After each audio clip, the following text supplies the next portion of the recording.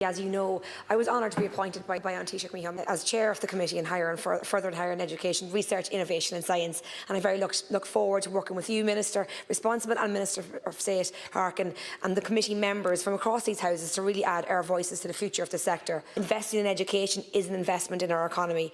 Expanding access and excellence in further and higher education has been a core priority for Fianna Fáil much of our party's history, going back, as you mentioned, 1940s when Eamon de Valera established Dublin Institute for Advanced Studies, creating diverse training and education opportunities through apprenticeships and further and higher education sectors, north and south, is important.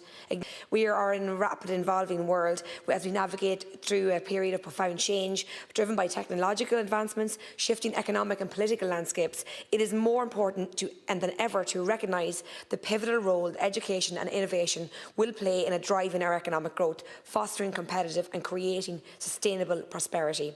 And on that note, I'm very glad today that you have received Cabinet approval for the Global Talent Initiative, which will see the investment in attracting top academics and researchers to Ireland. To read that you're actively focusing on the areas of research and innovation, medical technology, renewables and food technology, it is really very exciting and a huge opportunity for us. And I ask, and you touched on this in your piece, a package for government that would commit to invest in research equipment, as currently there is a lot of infrastructure outdated and a real need, as you rightly said, a programme for government commitment to the programme for research and third level institutions that is needed, and to provide the integrated financial support for research. Infrastructure is the foundation for a high-performing innovation system, and without it, talent, ideas, investment cannot translate into a national impact. Currently, we do not have the infrastructure to support the growing ambition to tackle and address the challenges from health to AI to climate to culture and to public policy. Minister, I believe with targeted investment in renewing high-value equipment will unlock that capacity quickly and high return. Infrastructure will enable research excellence, supports enterprise, drives innovation and attracts EU and private co-funding. And we know there is talent. Young people, indeed all people, are hungry to learn. They are fascinated about how things work, how problems get solved and how they can make a difference. And we are seeing this in action. Just recently, Minister, yourself and Minister McEntee announced a 6.5 million funding for over 40 STEM engagement initiatives. One brilliant example of this is on the All-Ireland STEM Passport for Inclusion, which is supporting over 5,000 students, particularly girls and students in DEIS schools. Once students choose a path, we need for them to stay on it and thrive. This means tackling the high dropout rates head on.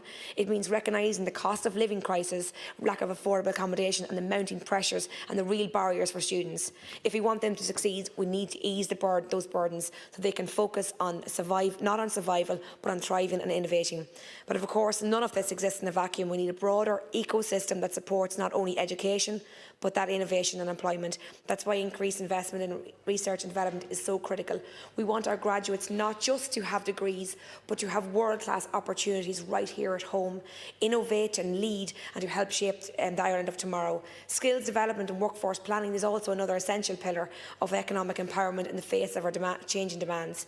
We have a huge skills shortfall, and as Minister, it's essential that you lead a body of work that highlights those gaps and looks to future gaps that we don't even know yet, to make sure that we plan to fill them. By investing in our tertiary education offerings, improve our economic outcomes. Looking at existing institutions and for DKIT and LMETB, we can really create the opportunities. I look forward to seeing your policies, creating opportunities, and look forward to working with you ministers on these issues.